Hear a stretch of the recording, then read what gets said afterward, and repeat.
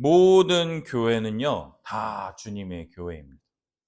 그러므로 모든 교회는요, 우리 주 예수 그리스도의 영광과 충만으로 가득한 곳이 주님의 몸된 교회라는 거예요. 이것은요, 그냥 이거야 라고 그냥 얘기하는 게 아니라는 거예요. 참된 교회는요, 어느 한 곳도 예외 없이 반드시 나타나는 진리라는 거예요. 모든 교회가 주님의 교회라는 거예요. 그래서 이것은요, 각 지역에 흩어져 있는 교회에요, 실제로 나타나는 그 교회에 주신 하나님의 은혜와 영광과 충만이 어느 교회에 가든 이 하나님의 영광과 충만이 나타나는 것을 볼 수가 있다라는 거예요. 그리고 우리 모두는요, 어느 특정한 지역 교회에 다닙니다. 우리가 지금 부천에 이 함께하는 교회로 와서 예배 드리죠. 부산에 가면 어느 교회에 가서 예배를 드리고, 강원도에 가면 강원도 어디에 가서 예배를 드리는 것처럼 다른 신자들과 함께 모여서 한 지역에서 특정한 교회를 이룬다라는 거예요. 어떤 경우에는 자신이 섬기는 교회가 작고 초라해 보일 수 있죠.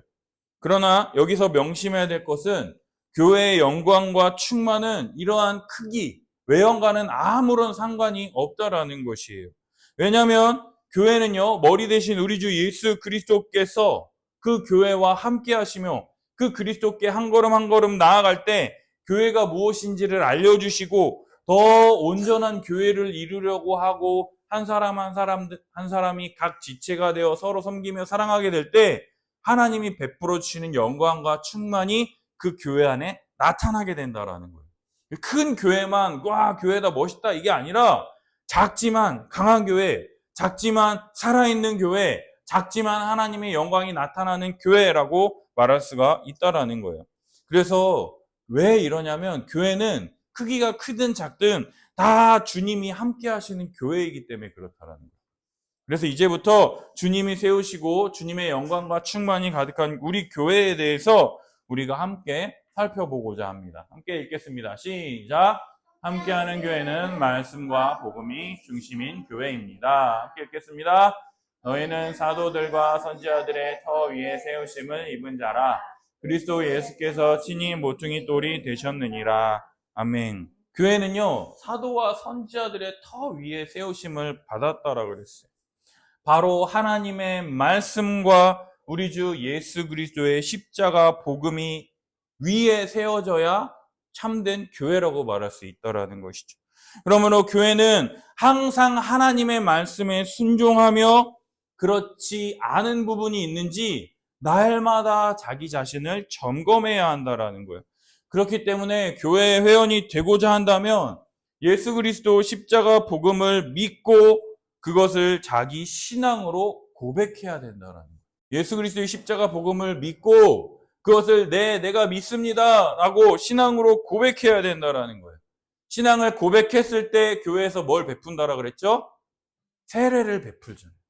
교회에서 자기 신앙으로 고백해서 세례를 받든가 아니면 다른 교회에서 세례 받았다라고 하는 그 증서를 이 교회에 제출하고 내가 이 교회의 성도가 되기를 원합니다라고 해서 등록을 해서 바로 정식 교회의 회원이 되어야 한다라는 것이죠.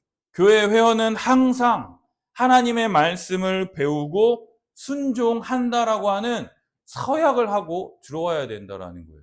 하나님의 말씀을 항상 배우고 가르침을 받겠다라고 하는 그 의식이 없이 그냥 왔다 갔다 동네 마트 다니는 것처럼 해서는 안 된다라는 것이죠.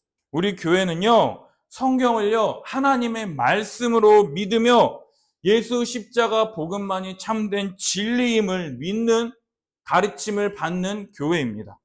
따라서 성경을요, 우리 삶의 순위 가운데 가장 우선순위로 두며 그것을 알고 믿고 순종하기 위해서 최선을 다하고 있다는 것이죠. 주일 예배와 우리 수요 성경 공부와 우리 금요 성경 공부를 통해서 하나님의 말씀을 배우기 위해서 우리가 계속해서 애쓰고 있다는 것이죠.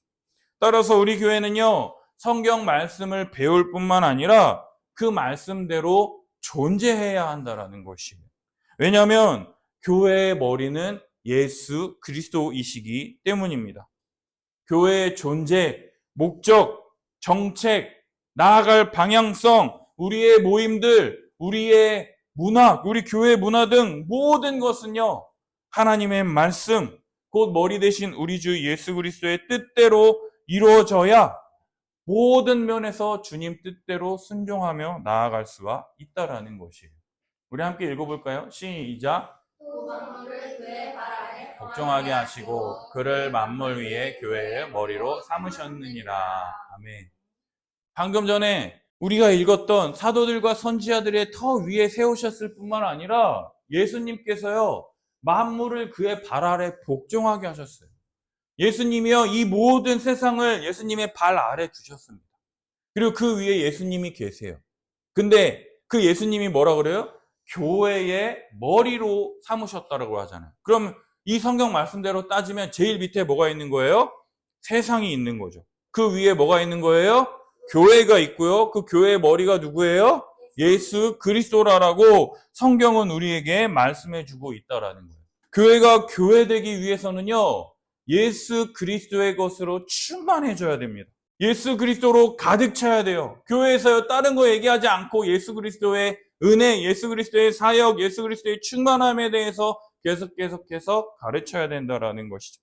교회는요, 이미 임한 하나님의 나라와 아직 완성되지 않은 하나님의 나라를 계속해서 이야기해야 합니다.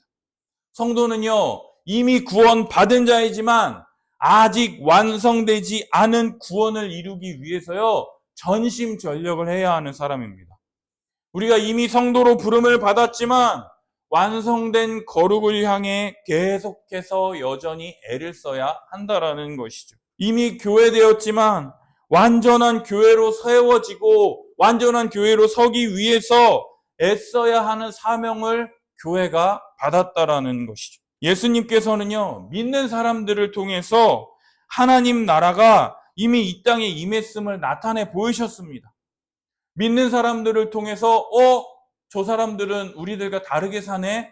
이미 하나님 나라의 삶을 이 교회 안에서 살아감을 통해서 하나님의 나라가 이미 이 땅 가운데 임했다라는 것을 나타내 보여주셨을 뿐만 아니라 그 교회를 보고 이것보다 더 좋은 완전한 하나님의 나라가 임할 것이라는 것을 이 세상 가운데 드러내셨다라는 거예요. 근데 중요한 것은 우리의 믿음은요, 때때로 많이 흔들린다라는 것이에요.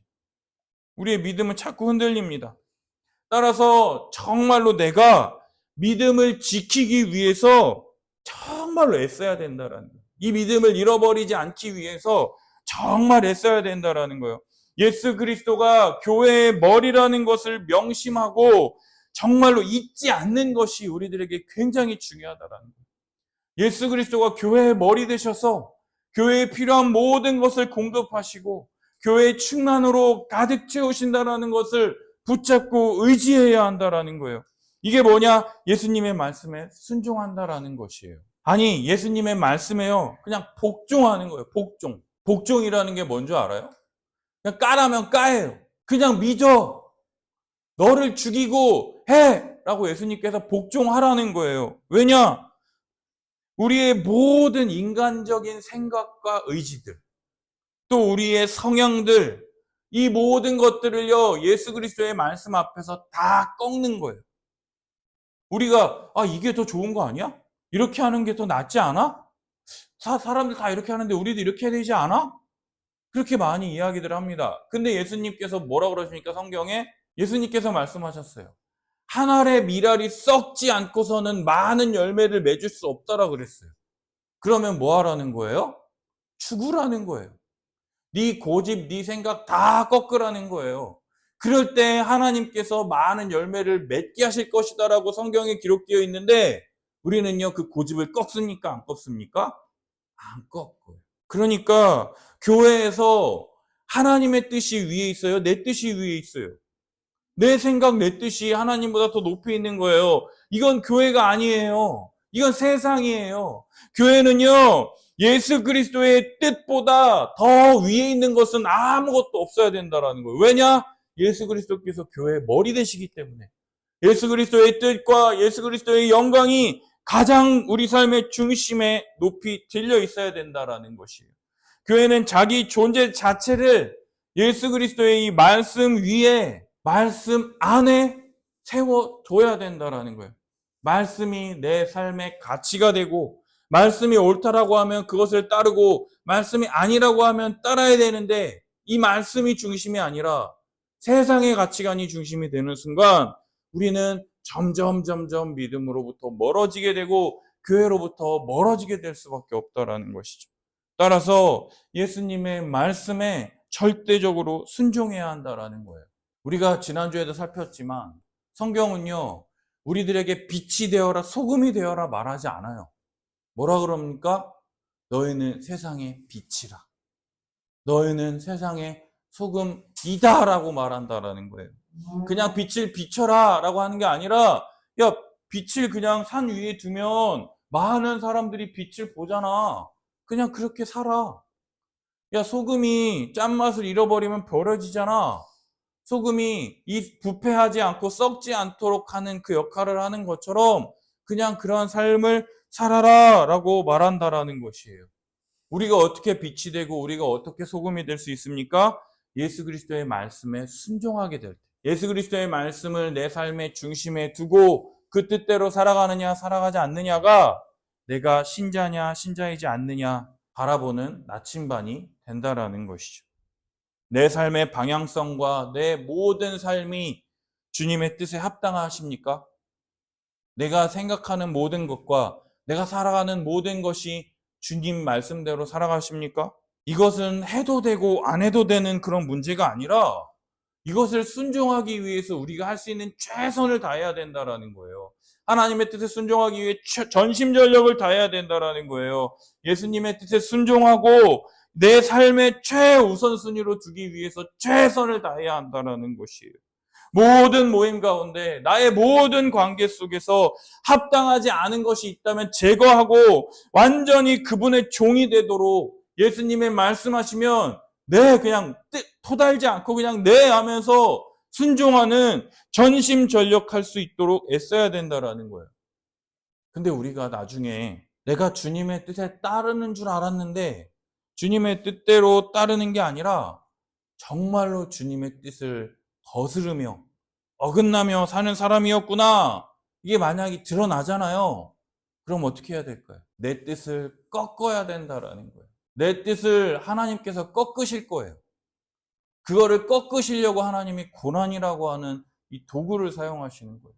하나님께 엎드리게 하실 거예요. 그 고난이 닥치기 전에 자발적으로 하나님께 내 의지를 꺾으세요. 세상에 그렇게 사는 사람이 아무도 없고 나 그렇게 못해요 라고 말한다 할지라도 내가 그렇게 사는 것이 세상에서 조롱받고 쓰레기라고 손가락질 받는다 할지라도 철저하게 합당하게 다 주님의 뜻에 맞는 그런 삶을 살아가라고 교회는 주장하고 교회는 그런 삶을 살아가고 그러한 모습을 보여주고 그러한 믿음대로 순종하며 고난당하며 온갖 손해를 다 당한다 할지라도 주님의 뜻을 높이며 주님의 뜻에 올바르게 서야 한다라는 것이에요.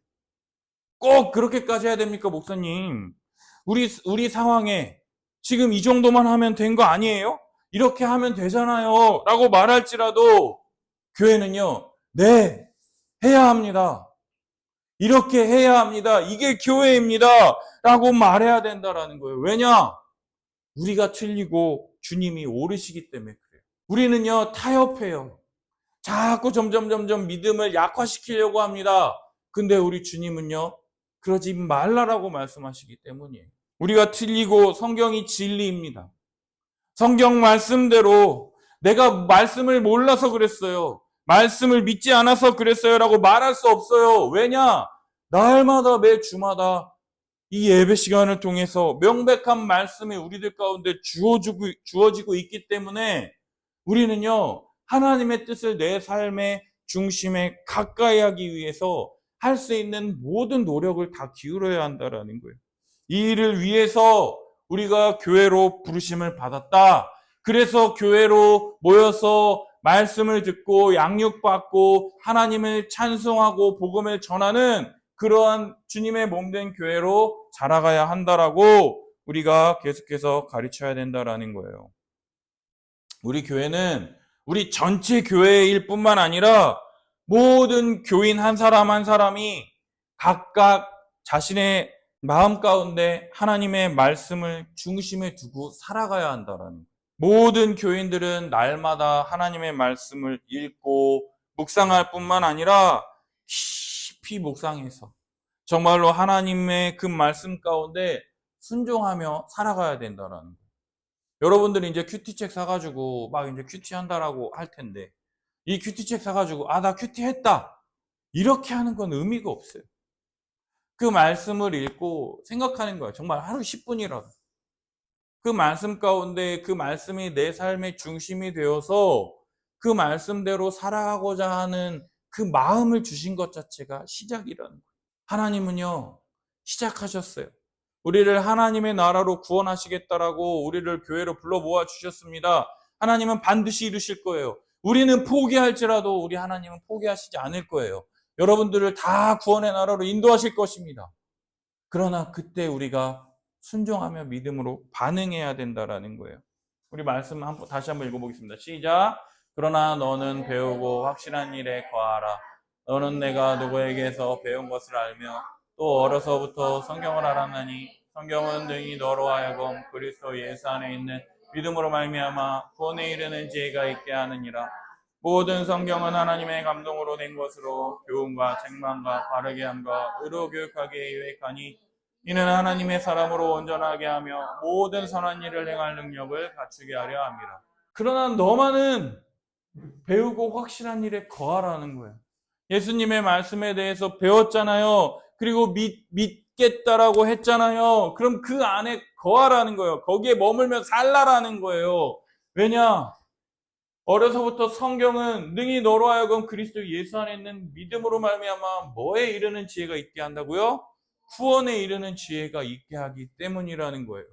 왜 구원에 이르는 지혜가 있습니까? 성경은 하나님의 감동으로 된 것으로 교훈과 책망과 바르게 함과 의로 교육하기에 유익하다라는 거예요. 하나님은 우리가 하나님의 말씀대로 살아가는 것이 무엇인지 우리에게 가르쳐 줄 뿐만 아니라 내가 하나님의 말씀대로 살고 있지 못하면 말씀이 우리 마음 가운데 책망을 느끼게 한다라는 거예요. 어떤 사람의 말을 통해서가 아니라 성경을 통해서 하나님이 지금 나에게 이런 말씀을 주시는구나. 내가 돌이키라고 하는구나.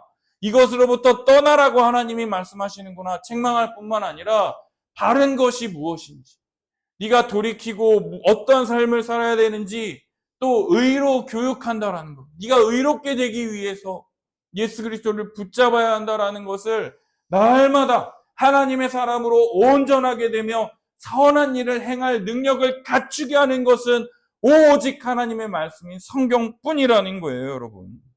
따라서 교회는요, 성경을 배우고 날마다 성경 안에 확신해야 합니다. 이 성경 말씀을 꽉 붙잡고 의지해야 됩니다. 이것 밖에는 우리가 아무런 소망이 없어요. 예수 안에 있는 믿음으로 말미암아 구원에 이를 수 있도록 날마다 교훈과 책망과 바르게 함과 의로 교육한다라는 것을 믿고 이 말씀만이 우리를 온전하게 하며 모든 선한 일을 행할 능력을 갖추게 한다라고 하는 이 말씀을 가까이 하는 삶을 살아가는 우리 성도님들이 되시길 예수님의 이름으로 축복합니다. 우리 두 번째로 함께 읽겠습니다.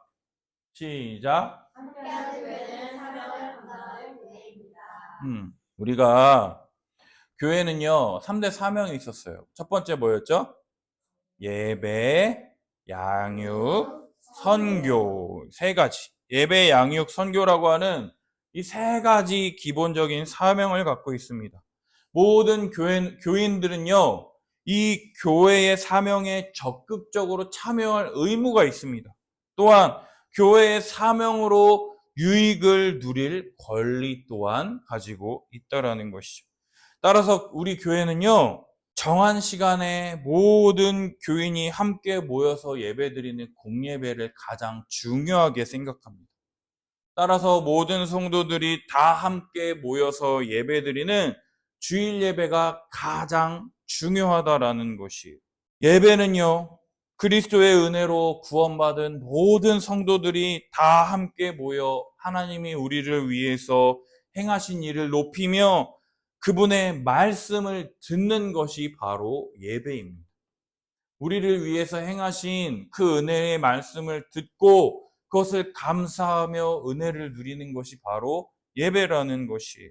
예배는요, 어떻게 구성되어 있느냐? 사도들의 가르침을 받는 바로 말씀의 선포와 서로 교제하는 성도들의 교제, 또한 떡을 떼는 이 성찬과 또한 함께 우리에게 베푸신 은혜를 감사하며 기도하는 말씀 선포와 성도의 교제와 성찬과 기도의 이 네 가지의 모습이 나타나는 예배가 되어야 한다라는 거예요. 따라서 하나님의 말씀을 듣고 누가 우리 교회에 속해서 한 몸 한 가족 되었는지, 서로 누가 우리 교회의 지체이며 서로 그들을 위해서 서로 사랑하며 섬기며 교제하기 위해서 또한 그들과 함께 떡을 떼는 거예요. 진짜 밥을 먹으면서 이야기 듣고 또한 설교를 나누고 그들의 삶을 나누고 기도 제목을 나누면서 서로를 위해 기도하는 그러한 공동체가 진정한 교회라 할 수 있다라는 것이죠. 근데 대부분 큰 교회 가면 어떻게 합니까? 그냥 예배만 딱 드리고 축도 끝나면 그냥 가요. 서로 교제도 하지도 않아요. 그리고 밥도 먹지도 않아요. 그리고 설교 나눔이라든가 기도 제목도 나누지 않습니다. 이게 그러면 진정한 교회의 모습이라고 할 수 있을까요? 아니에요. 목사님이 얘기하죠. 나 혼자 신앙생활 잘할 수 있다라고 했어요? 아니요. 그건 말라 죽어가는 꽃에 불과하다라는 거죠.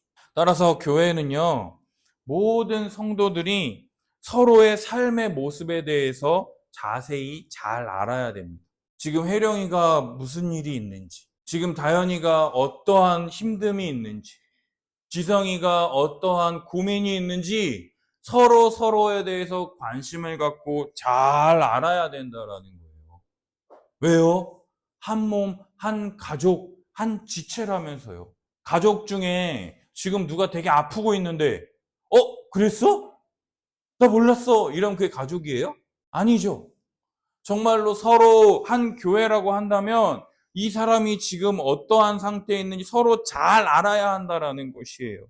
그냥 말로만 반가워, 잘 지냈어, 다음에 밥 한번 먹자 이렇게 말만 하는 게 아니라 진짜로 밥 먹으면서 어떻게 지냈어? 지금은 어때? 그거 잘 해결됐어? 물어보면서 서로의 삶에 관심을 가져야 된다라는 것이죠.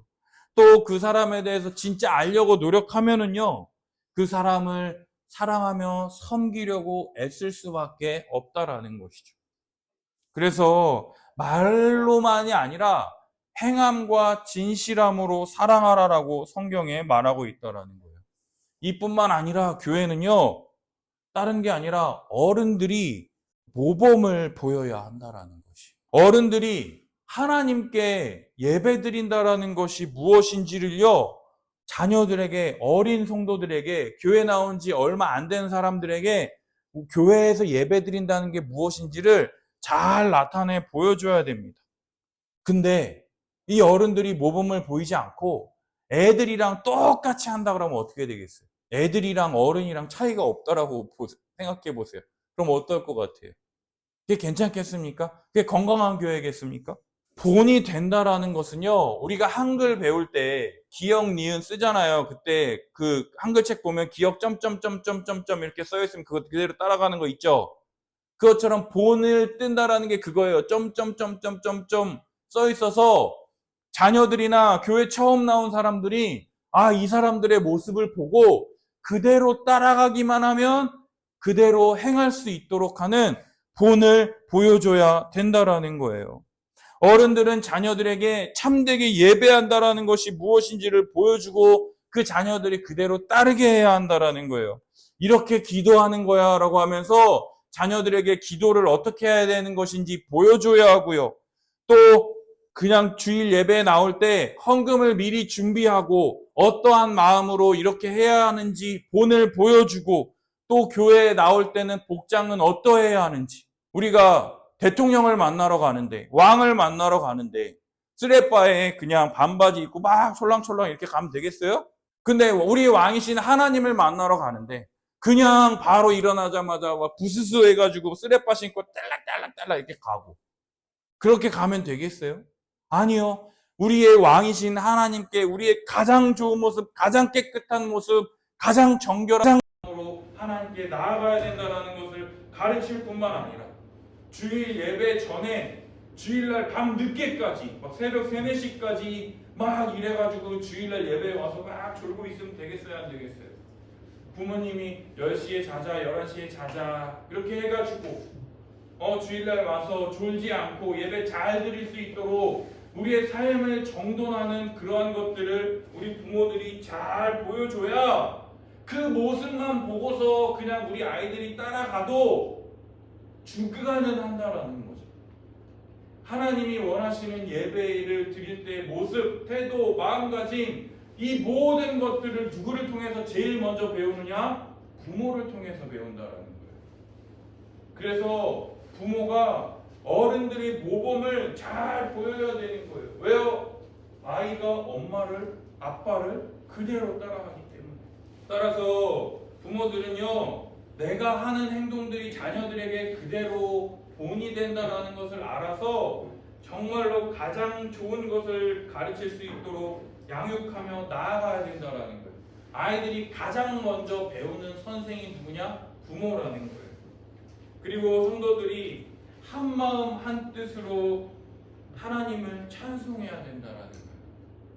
우리를 위해서 베푸신 엄청난 이 은혜, 우리 죄를 위하여 십자가에 달리신 예수 그리스도의 은혜를 찬송하며 찬미하며 고백하는 찬송이 넘쳐야 된다는 거예요. 여러분, 놀라운 거는요, 목사님이 복음을 알잖아요. 그죠? 근데 목사님이 설교를 듣잖아요. 그러면은 어떠한 반응이 나타나는 줄 알아요? 그냥 눈물 흘리면서 죄를 회개하더라. 복음은 내가 한번 들었다고 해서 끝나는 게 아니라 그 복음을 놓치고 있었구나. 내가 다시 복음을 붙잡아야겠구나. 내가 다시금 예수 그리스도를 바라봐야 되겠구나. 내가 예수님이 아니라 다른 걸 보고 있었구나 라고 하면서 놓치고 있었던 내 마음을요, 다시금 예수님께로 향하는 거예요. 아, 나는 그래도 한다라고 했는데 또 이거 하느라고 또 이렇게 하고 있었네. 하나님 은혜 주세요. 하나님 도와주세요. 라고 하면서 다시금 예수님을 붙잡는 것이 바로 우리들의 신앙이라는 거예요. 그래서 우리 함께하는 교회는요, 우리 교회에 속한 모든 사람들을 위한 양육의 과정이 있습니다. 우리 교회 처음 나오잖아요. 그러면 4주 새신자 교육이라는 걸 합니다. 우리 여러분들에게 우리 2주간 그 공부했던 거 있죠? 가르쳤던 거. 그거를 한 달 동안 새로운 사람에게 가르칩니다. 그리고 여러분들이 들었던 복음의 기초 있죠? 그건 10주 동안 가르칩니다. 그리고 지금 여러분들이 교회에 대해서 배우고 있는 이 교회론에 대해서 15주간 가르칩니다. 그럼 총 얼마인 줄 알아요, 그게? 그게 9개월, 10개월이에요. 우리 교회는요, 그냥 우리 교회 나왔다고 우리 교회 성도로 받아들이지 않습니다. 그리고 이것이 끝나면 우리 교회 회원이 되기로 하겠습니까? 라고 했을 때 그때부터 이제 진짜로 우리 교회 성도로 받아들여서 더 사랑하고 섬기려고 애쓰려 한다라는 것이죠. 이 과정을 다 마쳤기 때문에 이제 우리 교회로 함께하자 이게 아니라 우리 함께하는 교회는요, 정말로 복음을 알고 말씀을 우리 삶의 중심에 두고 하나님의 뜻대로 살아가기 위한 교회로 자라가기 위해서 정말로 이 교회에 함께 하시겠습니까? 예수 그리스도께서 베풀어 주시는 은혜를 날마다 받아서 그리스도의 장성한 분량에까지 자라가자 이야기하는 교회라는 것이죠. 또한 모든 교회는요, 주님의 명령을 따라서요, 모든 사람들에게 복음을 전해야 합니다. 우리 교회도요, 여기 있는 모든 사람들이요, 누구를 만나든지 간에 예수님에 대해서 소개할 수 있었으면 좋겠습니다. 여러분들이 여기서 배운 가르침 받은 그것만으로도 예수님이 누구이시며 우리를 위하여 어떠한 은혜를 베푸셨는지를 얘기할 수 있었으면 좋겠어요. 뿐만 아니라 우리 교회의 선교 전책은 언제 어디서나 복음을 전할 수 있도록 우리 성도들을 훈련할 뿐만 아니라 우리 지역 교회에 이 부천 지역에 있는 복음을 듣기를 원하는 성도들에게 봄과 가을에 사경회를 열어서 화수목 3일 동안 목사님이 아니면 화수목금 4일 동안 한 성경에 대해서 목사님이 강해 설교를 할 거예요. 그리고 기도하며 하나님의 말씀 앞에 엎드리는 시간을 가질 것입니다. 그리고 또한 한국 교회를 섬기기 위해서 BLF라고 하는 우리 단체에 속해서 우리가 겨울과 여름 수련회에 참석할 뿐만 아니라 그 교회의 성도들을 다 가르치고 있어요. 지금 그 성도들이 성경을 배우고 싶다라는 목사님이 매주 화요일마다 온라인으로 가르치고 있어요. 그리고 또 우리들이 그 수련회 때 모여서 함께 나누는 그 책들이 있죠. DBS 책. 그 책을 쓰고 있습니다. 제가 이번에 우리가 수련회에 가서 받게 되는 그 DBS 책의 한 파트를 제가 썼어요.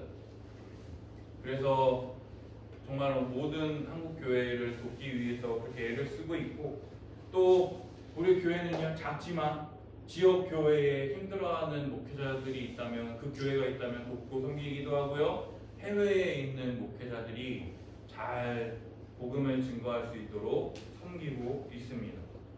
이렇게 하기 위해서 뭐가 필요합니까, 여러분? 돈이 필요한 거예요. 그래서 교회가 하나님께 감사하며 헌금한다라는 것이죠. 헌금 뭡니까? 하나님께 드린다라는 거예요. 11조 어떻게 합니까? 10분의 1을 나에게 바치면 네 전부를 나에게 드린 것으로 내가 여기겠다 라고 하셔서 내가 10분의 1을 드리지만 내 전부를 드립니다 라고 하는 믿음으로 드리는 것이 바로 11조예요. 또 주정헌금 매 주일에 그냥 예배 나올 때 그냥 빈손으로 나오지 않고 교회에서 써야 하는 것들이 보이잖아요. 뭣도 사야 되고 뭐 식사도 준비해야 되고 뭣도 해야 되니까 그냥 빈손으로 나오지 않고 매주 하나님께 드리는 이 헌금들.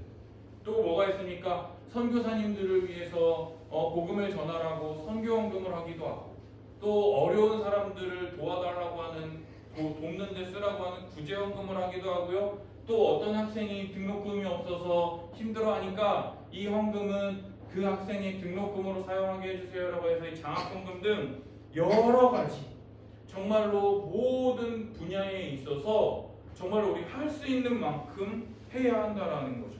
또 헌금의 가장 중요한 목적은 무엇이냐면 그 교회를 하나님의 말씀으로 가르치고 섬기는 목회자가 생계가 어려워서 이 말씀을 준비하는 것을 포기하고 생계를 위해서 다른 일을 하지 않도록 모든 교인들이 헌신하는 거예요.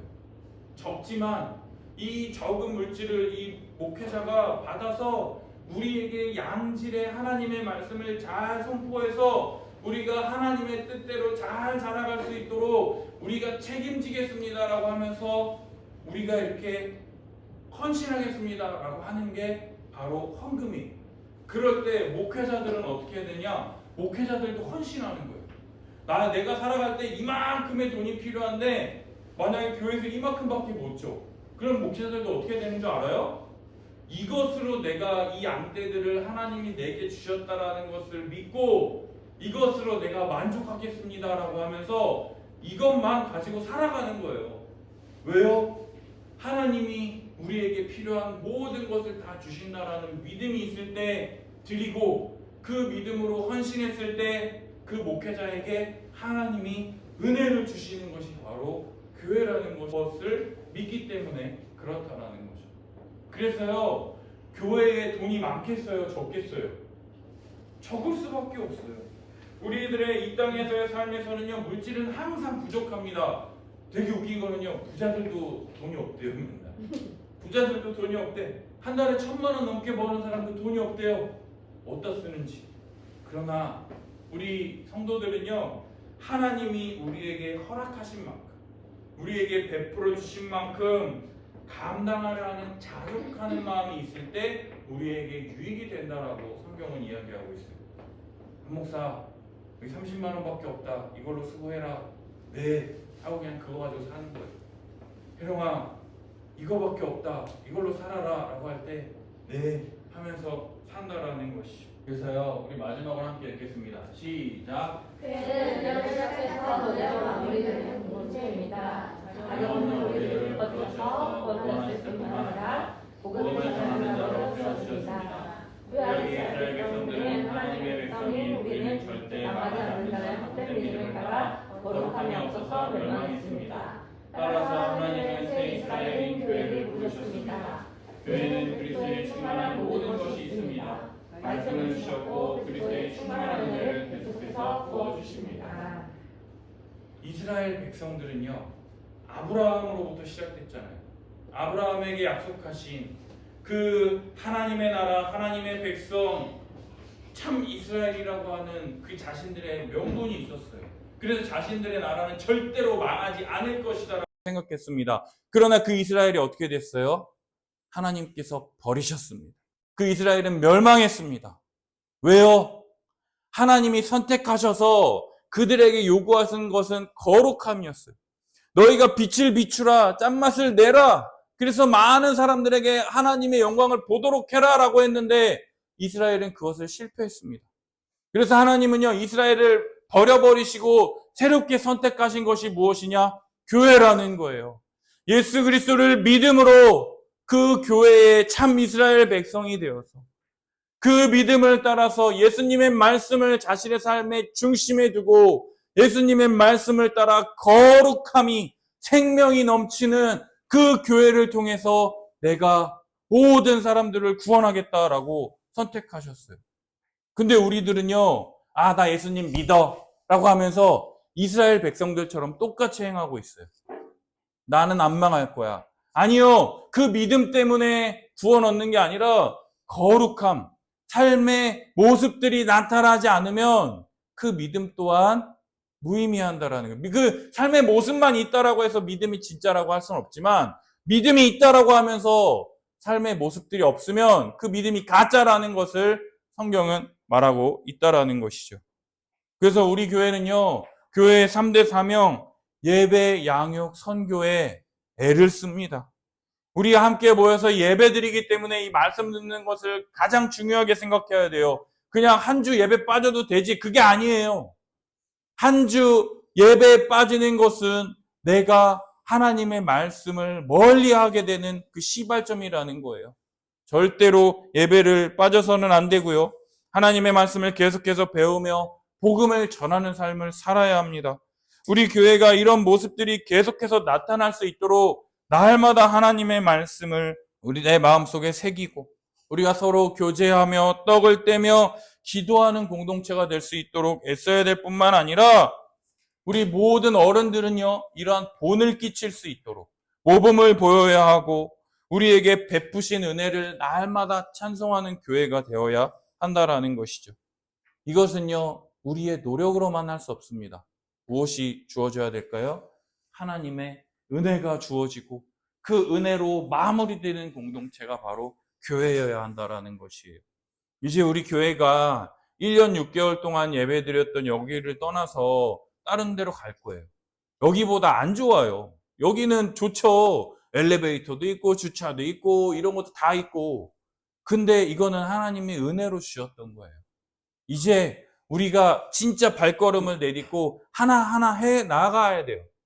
그럼에도 불구하고 우리에게 은혜를 주시고 이 교회 안에 하나님이 주시는 은혜들을 소망하고 함께 교회되어서 뚜벅뚜벅 한 걸음 한 걸음 우리가 교회로서 자라가도록 하나님이 우리를 부르셨다라는 것을 믿으며 한 걸음 한 걸음 계속해서 믿음으로 나아가고 믿음으로 살아가고 하나님의 은혜 가운데 거하는 우리 함께하는 교회 성도님들이 되시기를 예수님의 이름으로 축복합니다. 기도하겠습니다.